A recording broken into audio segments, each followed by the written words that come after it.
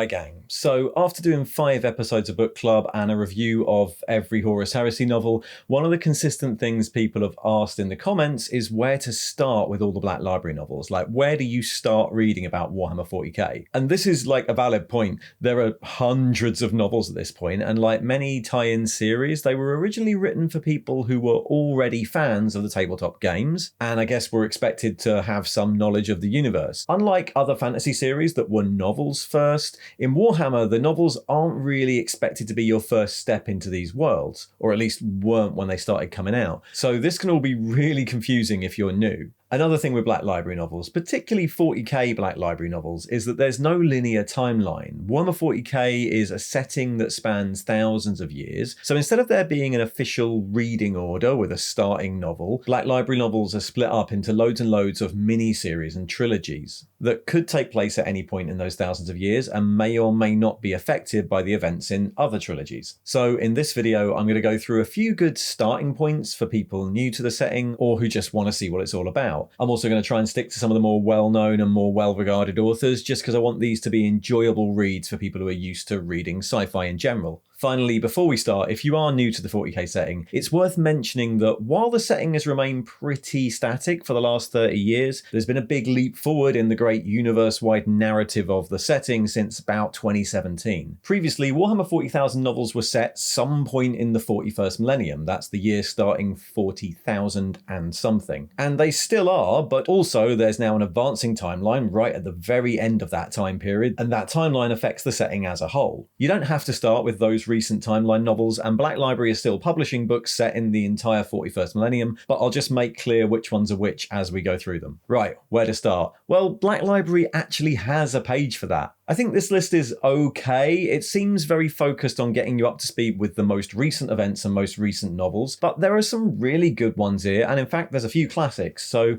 let's start with those. The Eisenhower Trilogy has, for a very long time now, been considered a really good entry point into the world of 40k. In fact, it's so famous as an entry point that I recommended it to my friend Mira when she was getting into the universe, and we've been reviewing the books as she reads through them on my book club series, but don't go there if you haven't read them yet, because, you know, spoilers. The trilogy tells the story of Gregor Eisenhower, an Imperial Inquisitor, which is kind of a secret agent detective character within the main human faction in 40k, the Imperium. Through the trilogy, we see him investigate and battle the forces of chaos, kind of the main antagonist in the setting, all while trying to remain on the right side of the tracks and resist the temptations of the dark side. Sound familiar? They're written by Dan Abnett, an established comic and sci-fi author who's widely considered to be one of the best writers working for the Black Library, and they have the feel of an old-fashioned detective novel, which is, to be fair, a much easier entry point than a giant, colossal war story. They're written in the first person, which makes them very personal and immersive, and the fact that you're witnessing these events through the eyes of an Inquisitor, themselves something of an outsider in the Imperium, means that there's plenty of good opportunities for the main characters to explain how the world works. Though they take the reader on a journey across the whole 40k universe, they're ultimately very character-based novels, more about the experience of the main characters and how they deal with the somewhat nihilistic setting they find themselves in, rather than, say, universe-wide world-changing plot. Bear in mind that although there's plenty of action in the trilogy, these aren't battlefield novels. They're not there to dramatise a tabletop game of 40k, and they don't feature many of the models you might see on the tabletop. They're set behind the scenes, they explain the world all those battles are set in, which is why they're really good starting points. The original Eisenhower trilogy consists of Xenos, Malleus, and Hereticus, also available in an omnibus, and the Black Library starting page lists Xenos as one of its recommendations. Yeah, which is a good one. Though the Eisenhower trilogy ends there, some of the characters continue into Dan Abnett's other trilogies, so if you like them, there's room for you to continue following them.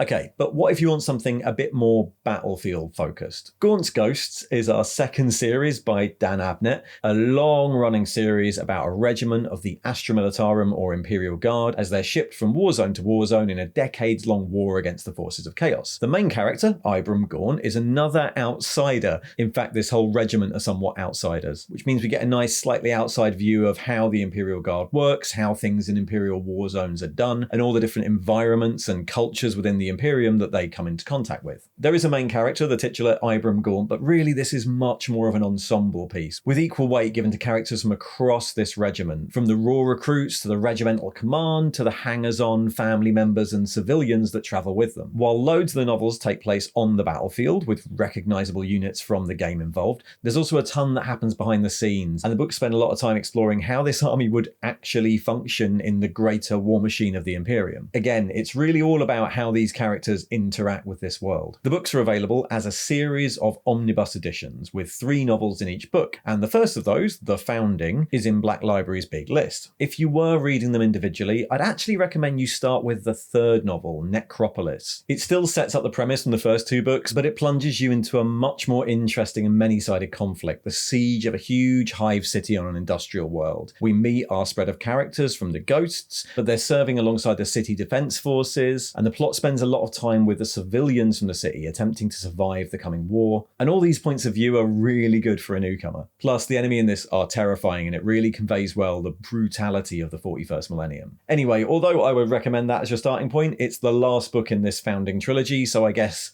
start at the start.